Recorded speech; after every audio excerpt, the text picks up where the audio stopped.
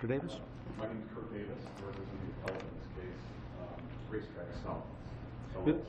And before you get started, I do want to confirm that everybody needs to be here or needs to have notice of this thing. It is here, because you don't quite seem to understand that when you filed your notice of appeal, everybody in the lower court proceeding became an appellee here. And so I know the briefing wasn't sent on them. It looks like they probably don't have an interest in this, but they're going to be bound by what happens here. So.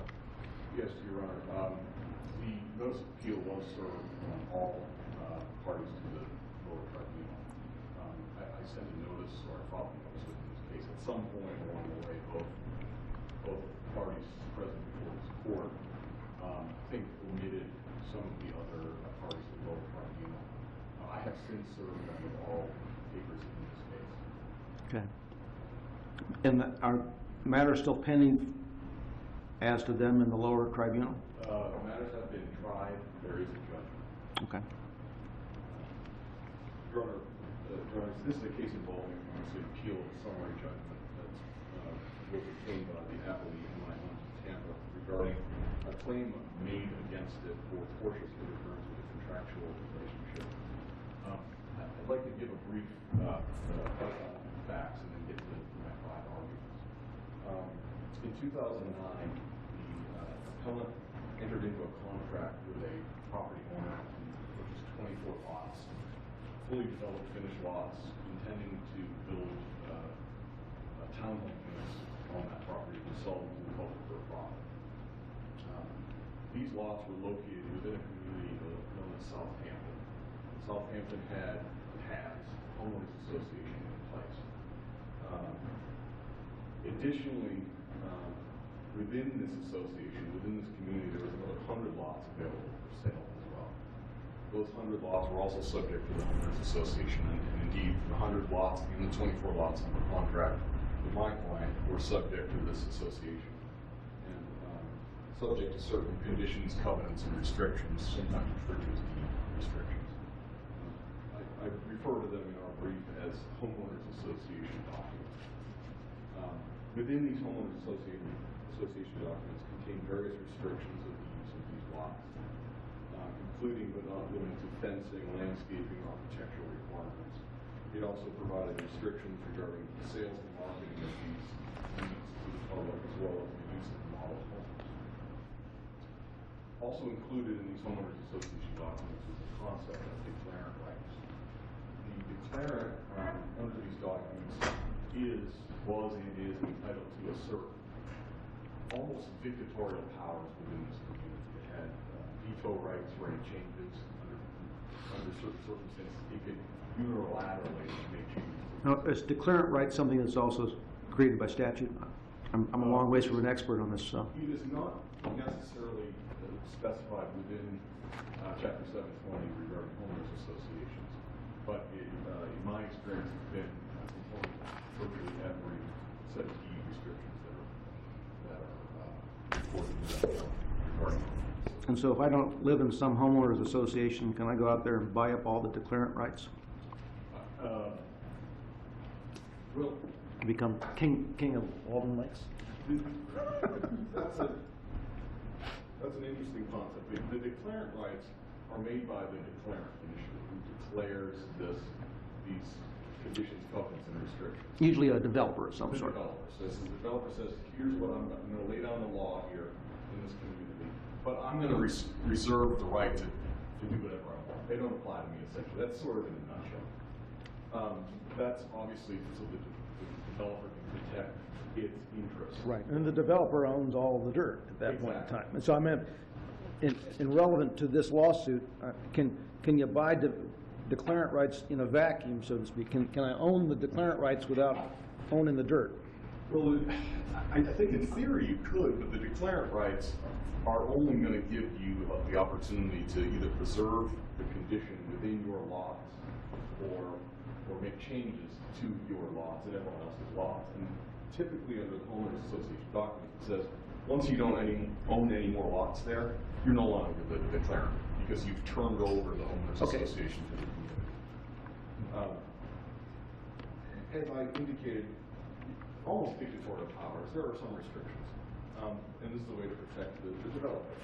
Now, my client, in entering into the contract with the seller for these 24 units, in order to protect its rights, obtained a provision in the contract giving it an option to require those declarant rights to be assigned to my client, if requested. These 24 lots are supposed to be... When does such an assignment become effective? Well, I think it would depend upon the language of the assignment itself. In the instant case, Legally, is an assignment of declarant rights effective before recordation in the public records? I believe it is. There does not appear to be any case law. I did research that issue because I know that was one of the issues in this case.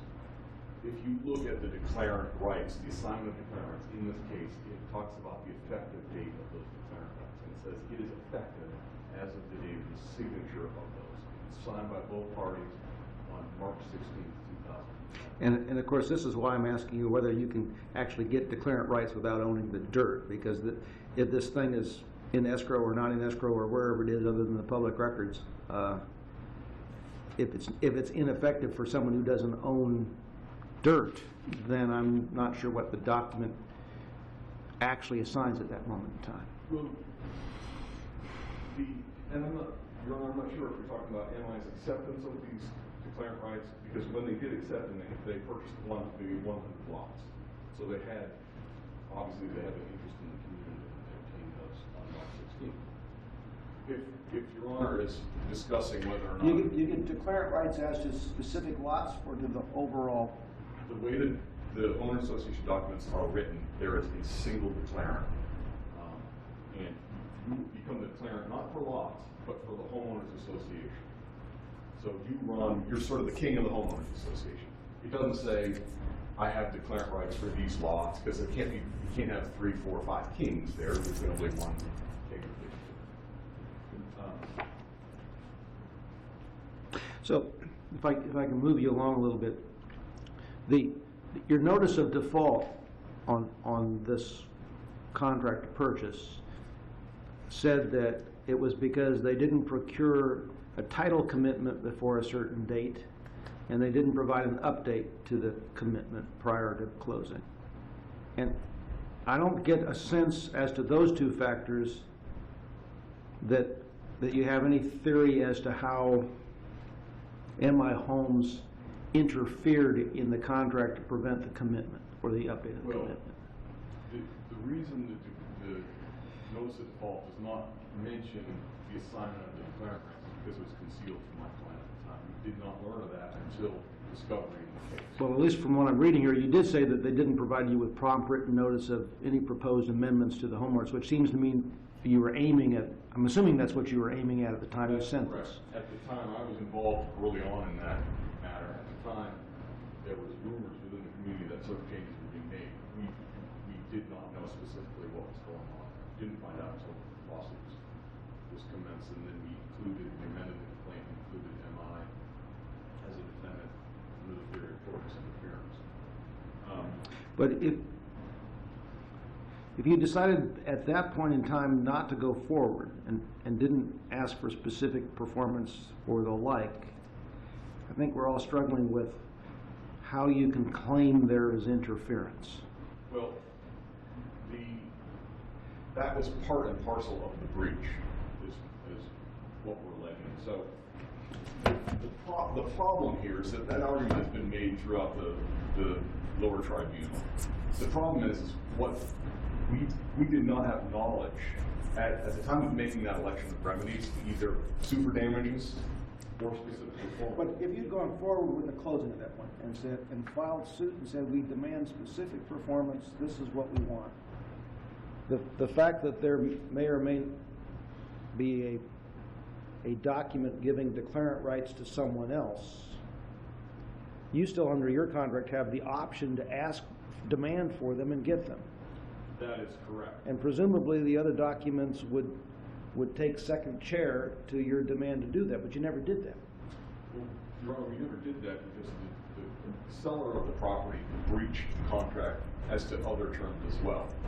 One of the biggest issues was the title commitment. We didn't want to go to a closing. And what I'm saying is I don't see any allegations or I can't dream up a theory as to how MI Homes interference caused those problems. Well, no, not those problems specifically. So if those were the reasons that you didn't close, then it has nothing to do with interference by MI Homes. Well, Your Honor, when you look back at it, because ultimately MI did purchase those lots, you can see the beginnings of the problems with the seller at that point. It was our contention that the seller did not intend to sell those 24 lots to us. Rather, they intended to sell them to MI. So the first thing is, here are the declarant rights after MI requests them. And then we say, hey, where's our title commitment? No title commitment. Where are the other things to close? And so that's all part and parcel of the seller's breach. Excuse me. But I do want to get back to this summary judgment standard. I mean, there's 5 arguments that essentially we made. The most dispositive argument, we think, is the final one that I make in the brief, which is that MI made 5 specific arguments for its summary judgment. The first 2 arguments it made related to them arguing that, well, entering into the contract, their contract wasn't tortious interference, and that purchasing those 24 units doesn't constitute tortious interference. We don't argue with that. We've never made that claim in the lower tribunal. That was something that came up in the motion, and so we're not arguing that issue. The 4th and 5th arguments that MI made were related to damages that we asserted, saying that we're not either not entitled to damages or we haven't appropriately alleged or that we haven't used the appropriate measurement of damages. The only argument that MI ever made in the lower tribunal for summary judgment was that my client, in failing to demand assignment of the declarant rights, it waived. So it's just a pure waiver argument. That's the only argument made as to the declarant rights not being tortious interference. At the summary judgment hearing, the court, in granting the summary judgment, didn't hang its hat on any of those arguments, and certainly not the sole argument for the declarant rights. The court came up with its own rationale, and it determined that, well, first of all, it talks about tortious interference. It discusses the elements of tortious interference in the case. And then it goes on to say, in its ruling, that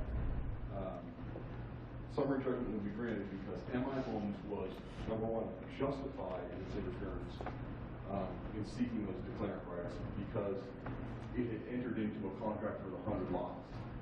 Now, which was a subsequent contract to our contract. And number 2, that Racetrack was required to purchase those lots as a condition preceding to any rights to the assignment of the declarant rights. Those arguments were never made by MI. They were never raised in the motion for summary judgment. And obviously that's problematic. Rule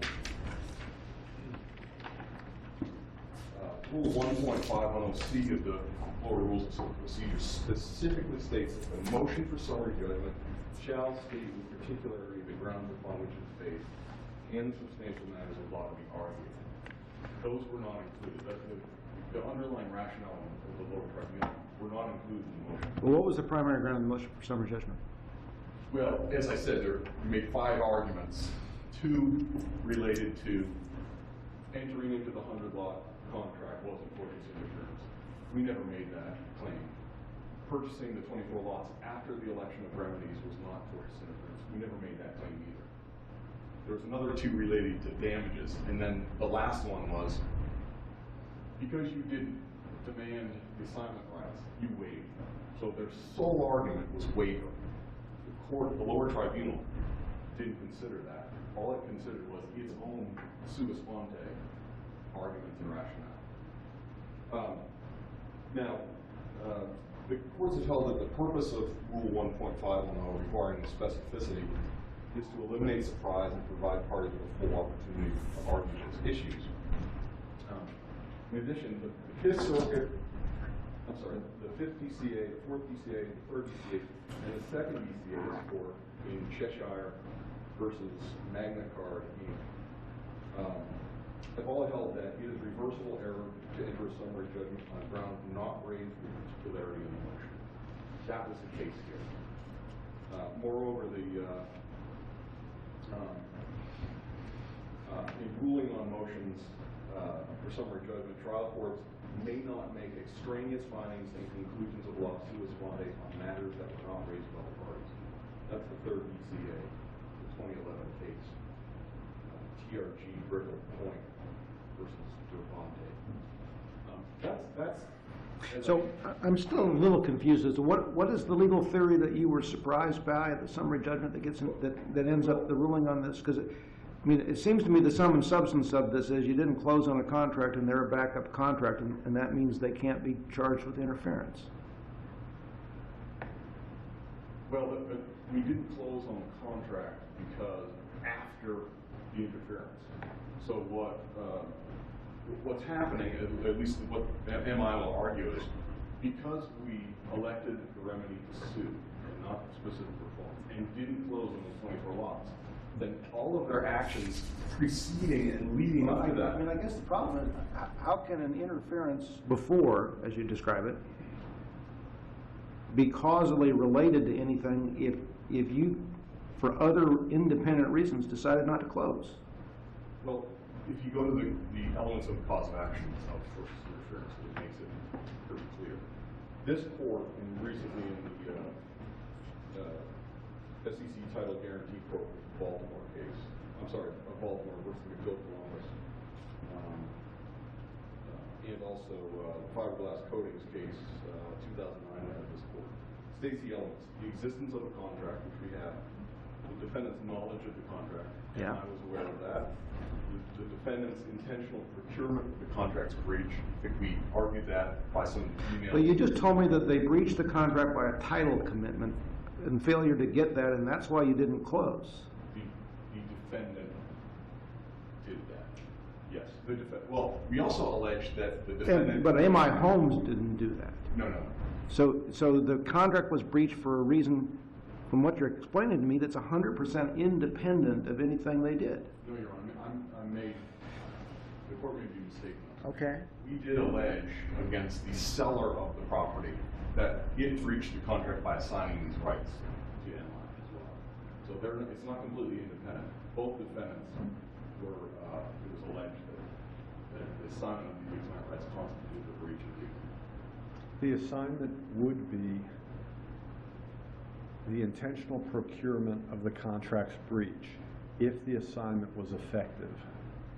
And so I guess the question I go back to at the beginning is, when is the assignment effective? And I understand what the assignment document says, but I'm not certain.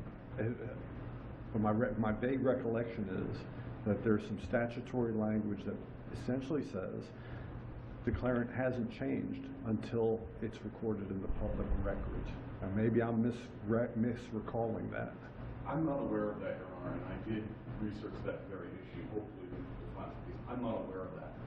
But as to that point, and even if I'm wrong on that, doesn't there have to be a demand by your client for those rights to be assigned to it, and then a failure by McCormick to fulfill its obligations under the contract in order to give your cause of action some legs? I don't think so, Your Honor. The reason why is that our contract with the seller provided that we had an option to demand the assignment of those rights. And our position is that option ran from the date of the contract until what would be the fourth and final closing on those lots, which would be December 31st of 2010. So we had a period of a year to exercise that. But if your client wished to protect its interests in this property, didn't it either need to close on some of those properties and then demand the assignment and see if the seller would comply? Or if it was concerned as to whether or not it would in fact get the assignment, couldn't it have demanded the assignment, put the other side, or give the other side the option to either comply or fail to comply, and then you have a viable cause of action. And I think that's correct. But as I said, there were additional defaults made by the seller. But you can't rely on those defaults to assert a tortious interference with the contract.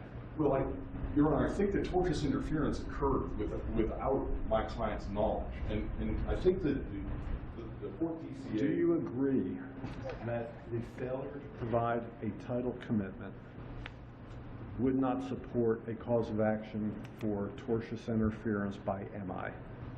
Oh, no doubt about it, other than the fact that we alleged in the lower tribunal that our title commitment actually went to MI, but that's not part of this appeal. But as I understand the claims that are presented, the tortious interference is because of the assignment to MI rather than to your client, and for which your client had not yet made demand. Not quite. It's not that it wasn't assigned to my client, it's that it was assigned to MI in violation of the option agreement. It rendered the option meaningless at that point, because the seller no longer had those rights to give to us if we elected that. And I think the Fourth DCA touches on this issue with respect to tortious interference. It's the Inglesby versus Stewart agency. Is there a factual issue that remains unresolved in this case as to whether or not the seller could have in fact assigned the rights to your client and essentially voided or vitiated the assignment to McCormick, or to MI? Well, that would have been, I would have liked to have the opportunity to have litigated that in front of the judge at a trial, but we did not get that opportunity. So that our position, and we have an affidavit stating that it was the intention of my client to obtain those rights, but that is not an undisputed fact. There's obviously a dispute as to those factual issues. But I do want to just touch on one. The Fourth DCA says the tort of interference with a contractual relationship can include attempts to alter or change only a single contractual provision, whether the attempt is to extinguish the provision entirely or simply to alter it, so long as the effect is to interfere with the benefits otherwise due to the plaintiff. That's our argument here. That interfered with the benefits of our option to obtain those I do want to touch on the four other arguments quickly. You need to do it quickly because you're 15 minutes in at this point in time. Putting aside that argument that these were sua sponte rationales brought up by the court, the lower tribunal erred because we asserted a prima facie case for tortious interference. MI never raised any facts that are undisputed regarding those elements. The lower tribunal also erred in determining that MI was justified by virtue of its 100-lot contract, which occurred subsequent to our contract. Number one, MI did not raise justification as an affirmative defense. I cite the case law here that says justification is an affirmative defense and it must be raised. Rule 1.140 of the civil rules of civil procedure say, if you don't raise it, it's waived. They waived that, therefore that can't be a rationale. Also, by virtue of, if you're going to find justification by virtue of a subsequent contract, that exception follows the entire tortious interference rule. Following tortious interference, I just enter into a subsequent contract, and I'm under this exception. The lower tribunal also erred in determining that purchasing of the lots was a condition preceding. A condition preceding has been ruled as an event or other lapse of time or act that must occur before a binding contract will arise. There's never been any argument that my client and the seller did not have a binding contract. You've only got about 3 minutes left, so if you want to save rebuttal time, you probably ought to do that. And finally, I'll save some time, but finally, the failure of a condition preceding under the rules of procedure must be raised with specificity and particularity, and MI did not raise the purchase of the lot as a condition preceding with the specificity and particularity required. And I'll reserve it. Okay, thank you. Mr. Sibley?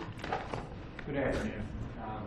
Neil Sivio representing MI Homes, patron is here with the assistant attorney.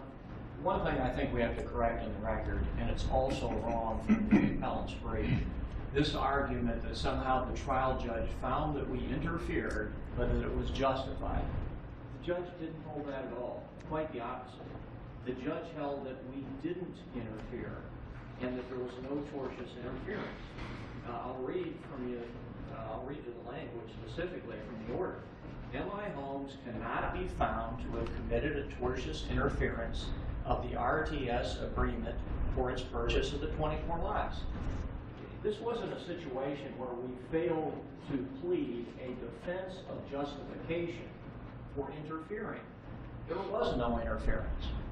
And for the two very basic reasons, number one, our contract was a backup contract, and there is no dispute that not only did they never ask to close, and not only did they never ask to get an assignment of declarant rights, I'm talking about racetrack, but they terminated the agreement before we bought the lots.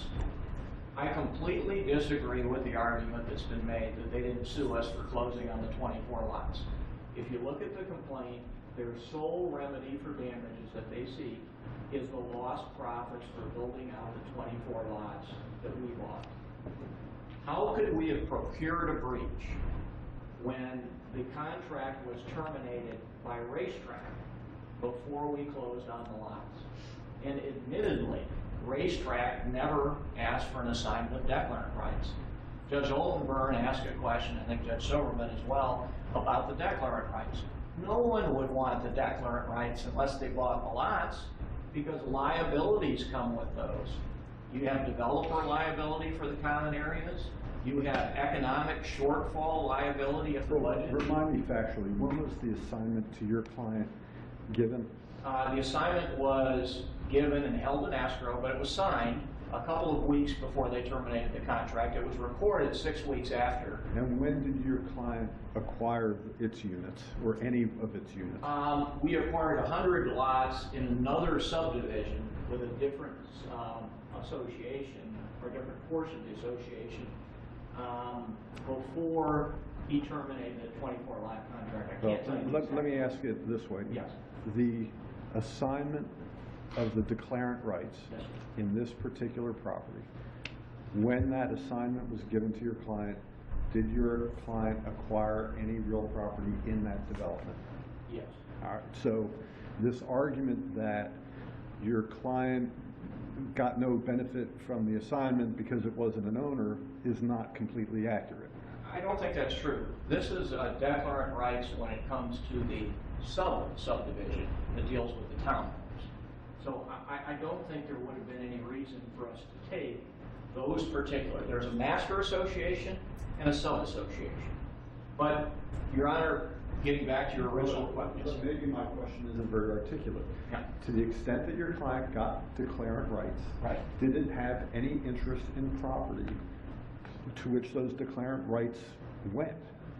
I would argue not really, because these dealt with the sub-association that dealt with the townhomes that we hadn't acquired. The sub-association is an area in which your client owned property or not. I don't believe so. Do we know? I think the 100 lots were single-family lots. Do we know from this record?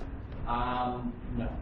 Do we know, as a question of fact that's been resolved, whether or not your client could have relinquished back the assignment that was made effective as the date of delivery? Yes. And how do we know that as a matter of The fact? undisputed affidavit of Mr. Geller says that the declarant rights were held in escrow unless and until we, MI Homes, bought the 24 lots.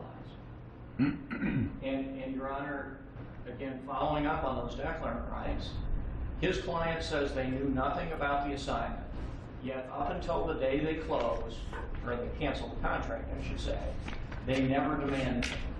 I think we understand that part. So even I understand that they sent out a notice or filed suit, however it worked out. But we know they didn't close. We didn't know they didn't demand closing. We know they didn't demand assignment. But is there a factual question that remains? And that's really what I'm trying to get at.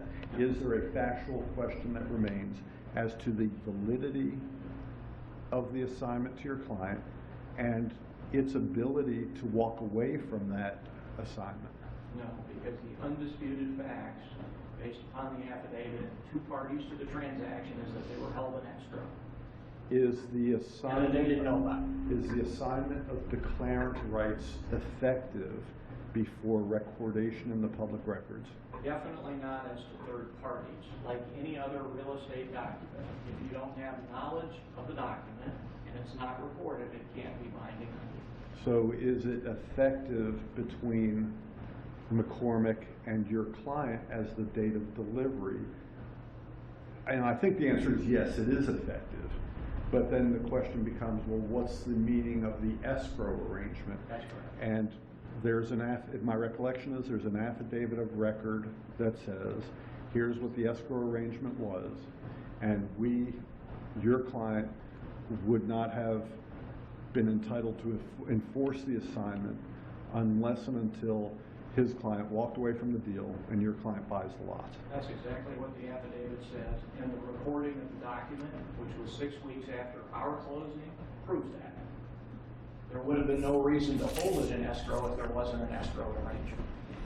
And the other argument that was made here today has to do with this language in the trial court's order that has to do with the, quote, justification and the condition preceding. Again, the court didn't hold that we interfered and had a justification. The court held very clearly that, number one, they didn't close. This is a very unusual interference case, because most of the time the seller says, I'm not going to sell you the lots. I'm going to sell them to MI Homes. Exactly the opposite is true here. Right before his client terminated, they received a letter from the owner saying, we are ready, willing, and able to close with you. His client, Racetrack, didn't do so. They contend that there was a breach of the agreement by the seller.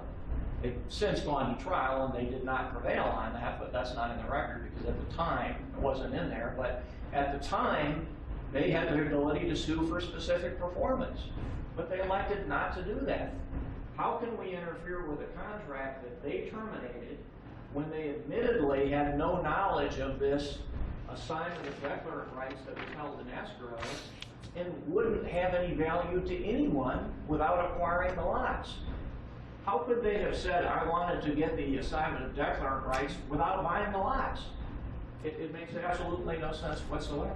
Was there any evidence of record addressing your client's willingness and ability to assign back the assignment or relinquish the assignment, or its unwillingness? Nothing other than the affidavit that said it was held in escrow. Were there any depositions of your client? There was a deposition taken, it wasn't transcribed, and it wasn't filed in the court record, which gets us to the next Was point. there any request for additional discovery in order to address that issue? No.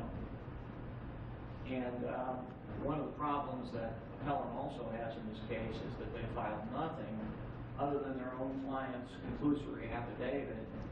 No evidence whatsoever in the form of affidavits, other than that one affidavit. No depositions, no interrogatory answers, and there was no transcript of the hearing. So they really have nothing to rely on other than their client's affidavit, which says, I found out during discovery that these guys were emailing. I found out during discovery this and that and the other thing. And so breach.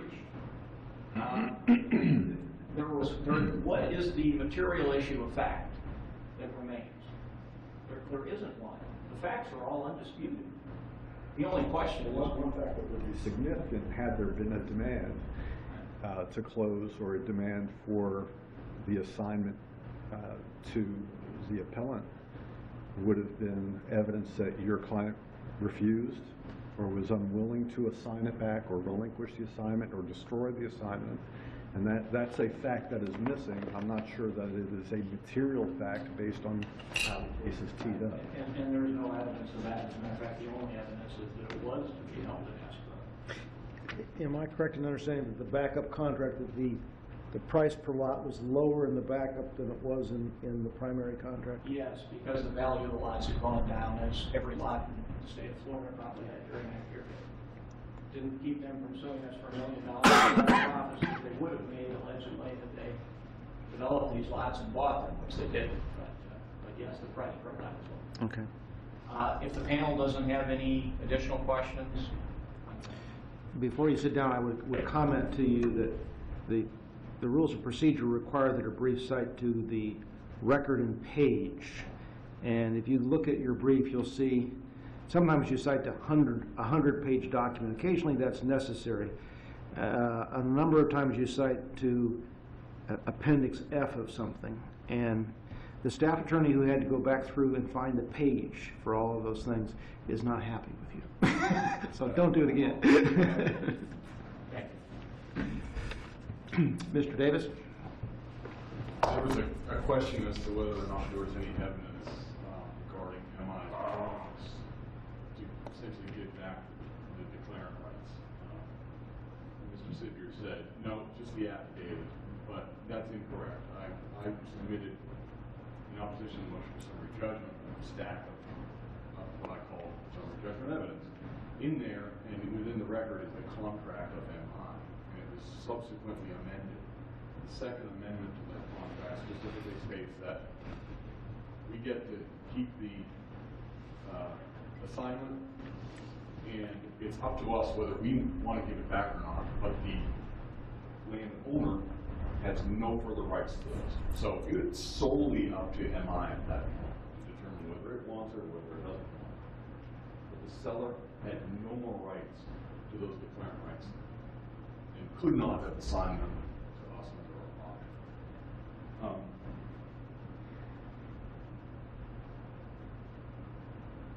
The FLE came up and said, look, the judgment in the lower tribunal specifically said that there was no tortious interference, and then he went on to say, for its purchase of the 24 lots. We've never raised the purchase of those 24 lots after our election of remedies as tortious interference. So that's a bit of a red herring. What the court did say in its judgment is it first discussed what the elements of tortious interference were. Contract exists, third party has knowledge of the contract, third party intentionally interferes with the rights under the contract. Then it says there is no justification or privilege for the interference. The court, 2 paragraphs later, says the court finds that MI Homes was justified under the MI agreement in seeking to secure the developer rights. So FLE says the court really didn't mean justify that in that sense. It meant something else. But 2 paragraphs earlier, it lists that out as one of the elements. Some questions were raised as to whether or not evidence was presented, deposition transcripts and the like in the summary judgment. Well, the reason why some of those things weren't submitted is because, again, summary judgments, you have to be specific with your arguments. There were 5 specific arguments made. We didn't need to include that other summary judgment evidence, if you will, for those 5 arguments. And indeed, we believe we would have prevailed on those 5 arguments, but for the fact that the court came up with a sua sponte rationale for those provisions. Okay, thank you. That concludes the oral argument portion of our docket, so court's adjourned.